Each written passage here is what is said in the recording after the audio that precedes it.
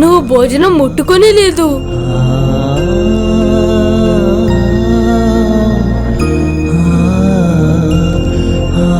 ఎప్పుడైతే మనసు నిండా భయం ఆవరించి ఉంటుందో అప్పుడు భోజనం తినాలనిపించదు కర్ణ. భయమా? ఎవరికమ్మా? పుత్ర, నువ్వు ఆ దానం ఇచ్చి గొప్ప పుణ్యకార్యమే చేశావు కర్ణ. కానీ అది సముచితమైనదేనా? దానం ఇచ్చేటప్పుడు కూడా ఉచితం సముచితం అని ఆలోచించడం అవసరమా అమ్మా? లేదు పుత్ర, కానీ సమాజానికి విరుద్ధంగా ఇచ్చిన దానం ఖచ్చితంగా బాధని కలిగిస్తుంది. అయితే బాధకి భయపడి పుణ్యాన్ని త్యాగం చేయడం సరైనదేనా అమ్మా?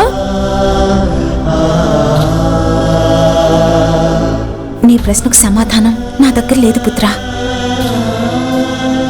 నా మనసు నిండా నీ గురించే భయం నిండి ఉంది. మీ మనస్సుని శాంతింపజేయండి అమ్మా. నేనిచ్చిన దానం వల్ల ఎవరికి ఎలాంటి బాధ కలగదు.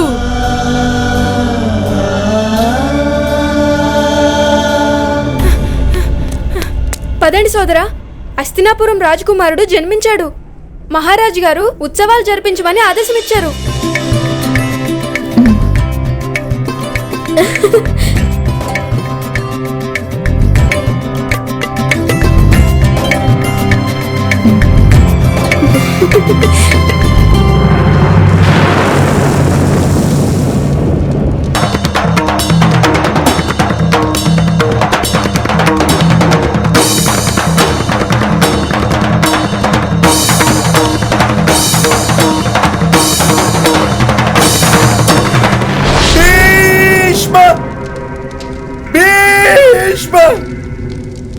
నువ్వు నీ బలాన్ని ప్రయోగించి నా సోదరి జీవితంలో అంధకారాన్ని నింపేశావు.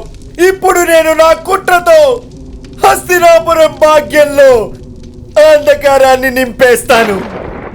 మహాదేవ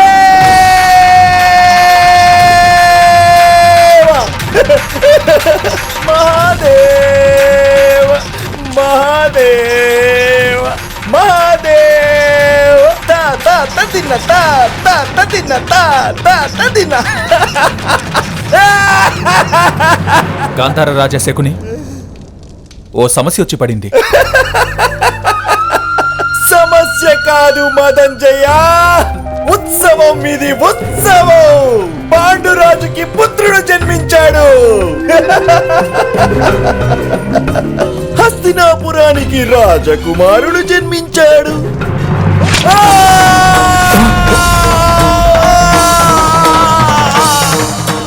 గాంధార రాజా శకుని, మీరు ఇలా ఎందుకు చేశారు?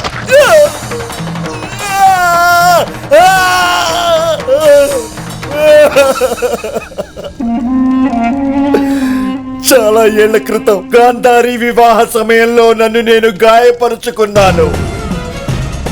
అప్పుడు ఓడిపోయాను. నా గాయం నొప్పి తగ్గిపోయింది కదా. కానీ ఇవాళ మళ్ళీ ఇంకోసారి నా గాయాన్ని రేపుకున్నాను. మహాదేవ,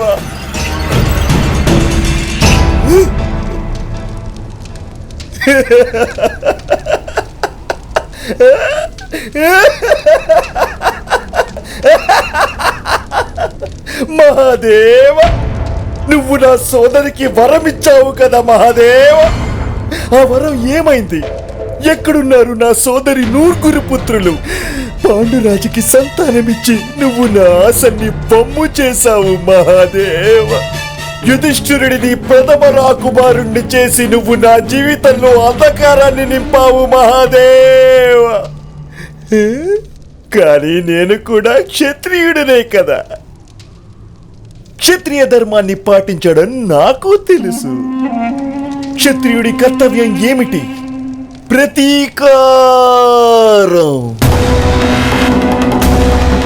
అందువలన ఇవాళ శకుని తన నెత్తుటి సాక్షిగా ఇవాళ మీకు మాటిస్తున్నాడు మహాదేవ్. నేను జీవించి ఉన్నంత కాలం హస్తినాపురం సింహాసనం మీద యుధిష్ఠరుణ్ణి ఎప్పటికీ కూర్చోనివ్వను. ఏ విషయాన్ని ఆ పాండుపుత్రుడు నా జీవితంలో ఇవాళ నింపేశాడో మహాదేవ్, ఆ విషయంతోనే నేను అందరినీ నాశనం చేస్తాను.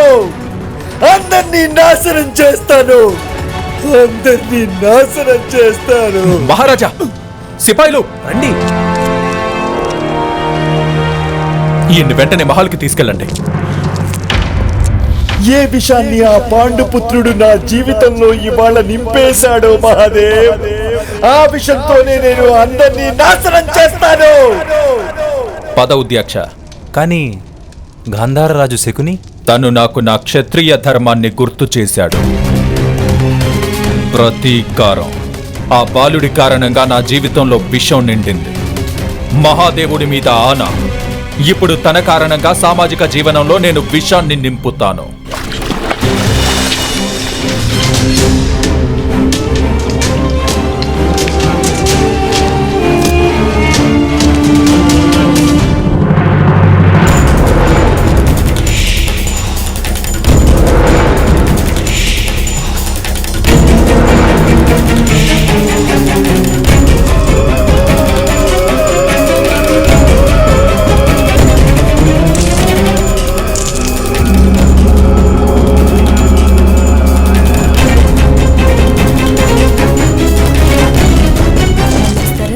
అక్కడ ఏం జరుగుతుందో ఏంటో.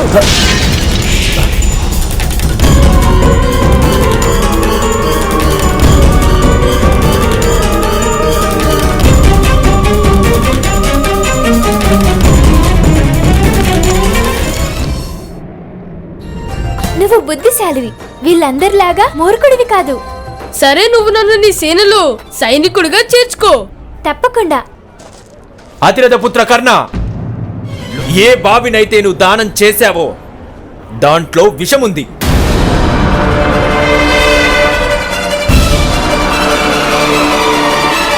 లోహకార సమాజానికి అలాంటి పరిస్థితుల్లో ఉండాల్సిన శిక్షని ఆ భగవంతుడే విధించాడు. ఆ సమూహంలో ఎవరెవరైతే బావి నీటిని ముట్టుకుంటారో వాళ్ళందరూ మరణిస్తారు.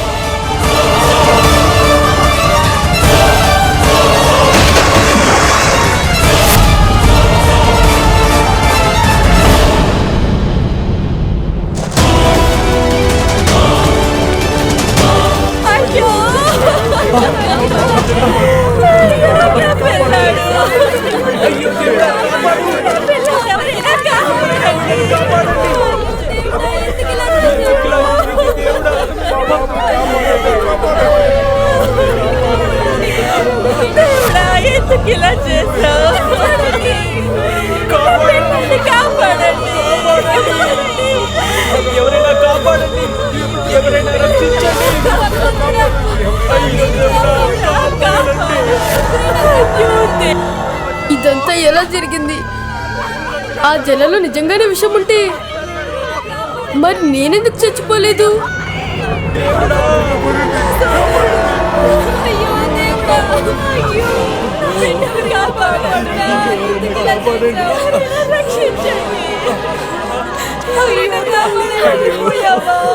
పెద్దయినా రక్షించండి, ఎవరైనా రక్షించండి, ఎవరైనా ఆయనకి సహాయం చేయండి. పెద్దయినా తమ్ముడు, నా తమ్ముడు ఎవరైనా కాపాడండి. తమ్ముడు,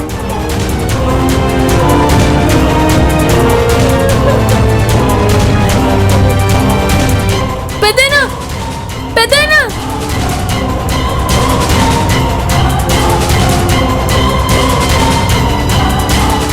పెద్దయినా పెద్దయినా ఏమైంది?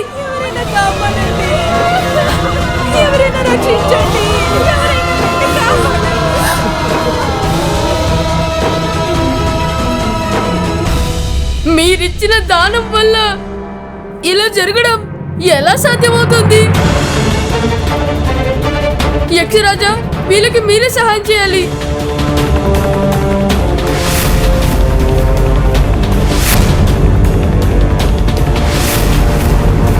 ఎవరైనా సహాయం చేయండి,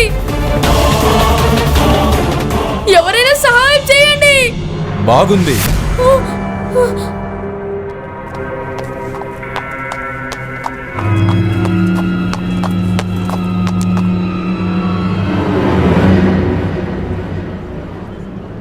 చాలా బాగుంది బాలక. స్వయంగా మృత్యువుని దానం చేసి రక్షణ కోసం ఆశిస్తున్నావా?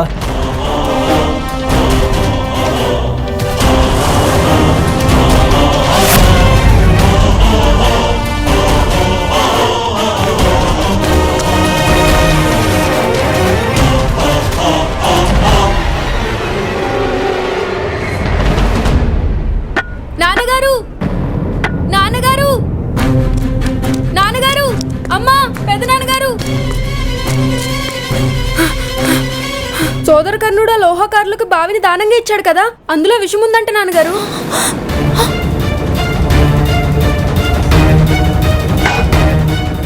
అంటే ఆ దోషాన్ని నా కొడుకు కర్ణుడి మీదే వేస్తారు. అన్నయ్య పదండి. పదండి. వీళ్ళందర్నీ హత్య చేసి ఇప్పుడు మొసలి కన్నీళ్లు కార్చడంలో అర్థమేమిటి?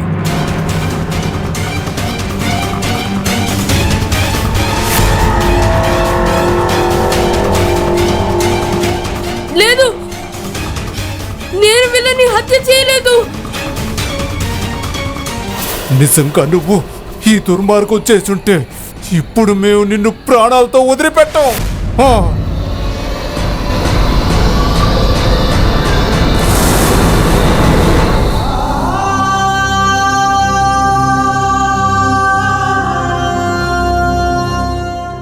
కాని బాలక, వరాన్ని పొందడానికి ముందు నీవు ఓ విషయాన్ని అర్థం చేసుకోవడం అవసరం. ఈ జలాశయాన్ని నేను ఇంకింపజేయలేదు, లేదంటే ఏదైనా మాయ వల్ల ఇంకిపోలేదు. మనుషుల కర్మలకు విరుద్ధంగా ఇది ప్రకృతి చూపించే కోపం. ఇకపై ఈ జలాశయంలో ఉన్న నీరు ఎవరికీ సుఖాన్ని కలిగించలేదు. నన్ను మీరు క్షమించండి యక్షరాజా. నాకు మీరు చెప్పిన మాటలు అప్పుడు అర్థం కాలేదు.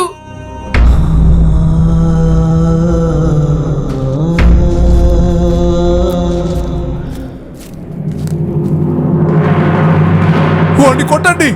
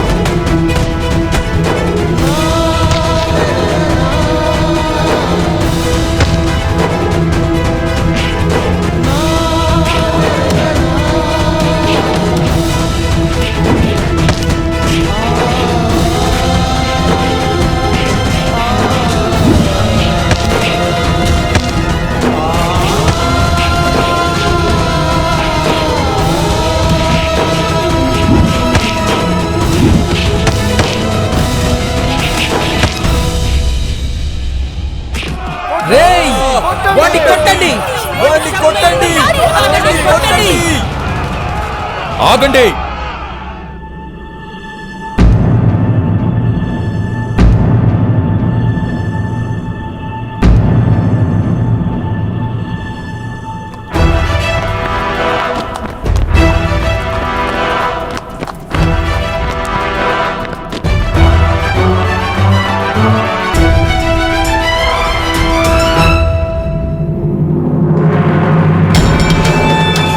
ఆ నిర్ణయం కేవలం గ్రామ రక్షకుడే తీసుకుంటాడు.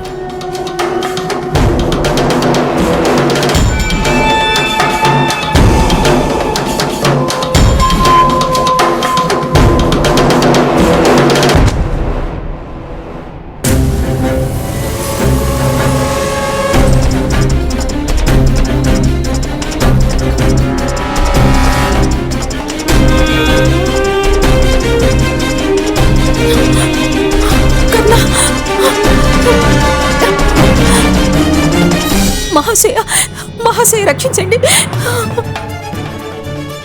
దయచేసి రక్షించండి ప్రభు, రక్షించండి,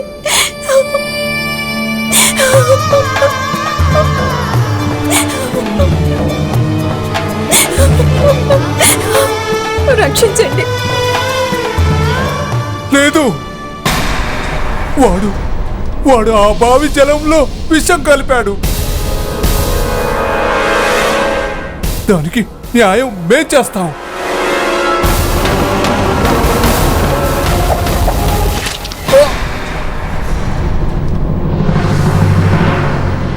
భుగత గ్రామంలో కేవలం గ్రామ రక్షకుడే న్యాయం చేయాలి. పరిపాలనా వ్యవహారాలను కేవలం నేనే చూస్తాను. ఆ అధికారం ఇంకెవరికీ లేదు. కానీ ప్రభు, ఈ పాలకుడు అక్కడున్న ఆ బావి జలంలో విషం కలిపి మమ్మల్ని హతమార్చేందుకు ప్రయత్నించాడు. లేదు, అది అబద్ధం. సత్యం అసత్యం పరీక్ష చేసేందుకు ఒక్కటే మార్గం ఉంది.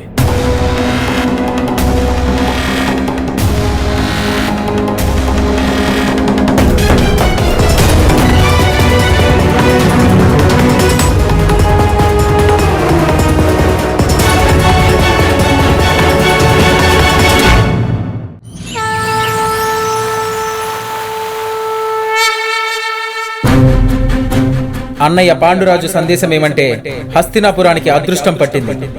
ఈశ్వరుడి కృప వల్ల సమ్రాట్ వంశంలో ప్రథమ రాకుమారుడు జన్మించాడు.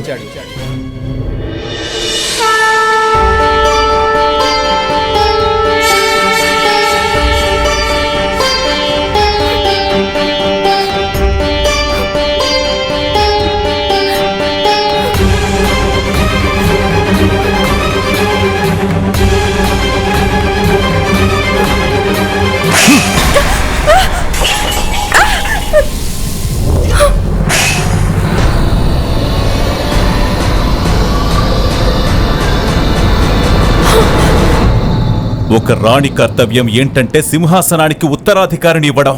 కానీ నువ్వు నా ఆశలన్నిటినీ పూర్తిగా బూడిదగా మార్చేశావు గాంధారే. అక్కడ పాండురాజు భార్య కురువంశానికి జ్యేష్ఠ రాకుమారుడికి జన్మనిచ్చింది. కానీ నువ్వు నాకు ఏమిచ్చావు గాంధారే? శివుడిచ్చిన వరం నిజమేనంటావా, లేదంటే మహారాణివి కావాలని నువ్వు నన్ను మోసం చేశావా? లేదు మహారాజా, నన్ను విశ్వసించండి. విశ్వాసమా? విశ్వాసం అంటే అర్థం తెలుసా నీకు? విశ్వాసం అంటే చేతల్లో చేసి చూపించాలి గాంధారి, మాటల్లో కాదు. అసలు నేను నిన్నెందుకు నమ్మాలి గాంధారి? 2 ఏళ్లుగా గర్భాన్ని ధరించావు నువ్వు. ప్రసవం ఎందుకు కావట్లేదు? నాకు ఉత్తరాధికారి కావాలని ఆశించాను నేను నీ నుంచి. నువ్వు నాకు అది కూడా ఇవ్వలేకపోయావు. ఇప్పటి వరకు అవమానాలను మించి నువ్వు నాకు ఏమీ ఇవ్వలేదు గాంధారి. నీ కళ్లకు గద్దలు కట్టుకుని ఎగతాళి చేశావు నన్ను. నీ ప్రసవాన్ని ఆపుకొని నన్ను నా పుత్ర ప్రేమకు దూరం చేశావు గాంధారి. దానికి కారణమేంటి గాంధారి? నిన్ను హస్తినాపురానికి సామ్రాజ్ఞిని చేశాను కదా, దానికి శిక్ష విధిస్తున్నావా? పైగా నిన్ను నేను ఊహించలేనంత ప్రేమించాను కదా, దానికి శిక్ష విధిస్తున్నావా నీవు? నా మాట విను గాంధారి. నువ్వు నాకు ఉత్తరాధికారిని ఇవ్వు. అలా చేసి నీ కర్తవ్యాన్ని పూర్తి చెయ్యి. లేదంటే మృత్యువుని ఆశ్రయించి విముక్తుడి చెయ్యి నన్ను.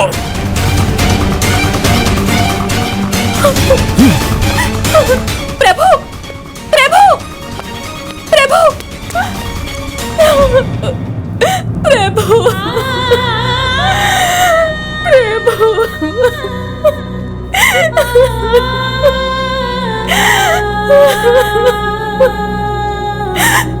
ప్రభు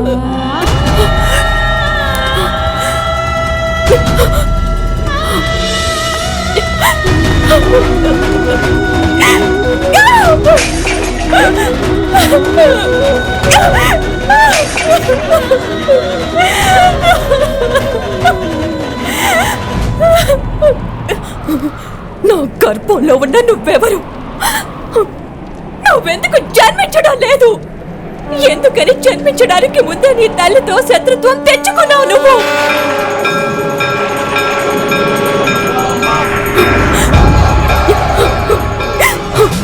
ఏంటిది శివయ్య?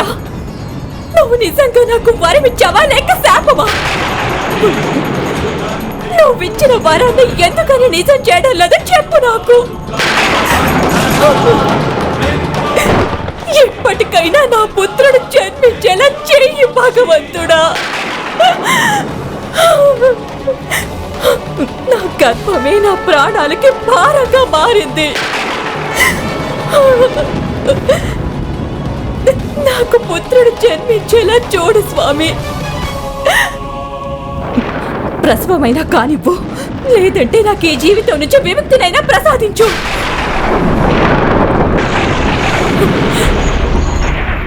ప్రసవం జరిపించు, లేదంటే నాకు ఈ జీవితం నుంచి విముక్తి ప్రసాదించు. ప్రసవం కానివ్వు, లేదంటే నాకు ఈ జీవితం నుంచి విముక్తి ప్రసాదించు. ప్రసవం కానివ్వు, లేదంటే నాకు ఈ జీవితం నుంచి విముక్తి ప్రసాదించు.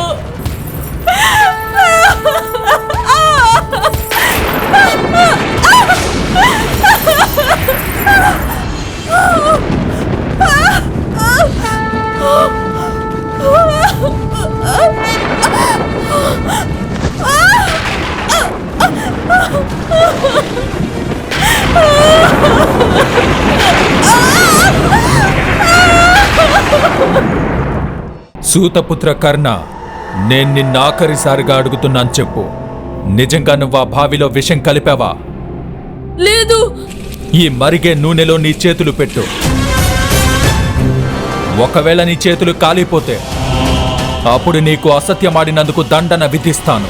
ఒకవేళ నువ్వు సురక్షితంగా ఉంటే అప్పుడు తేలిపోతుంది సత్యం నీ పక్షానే ఉందని.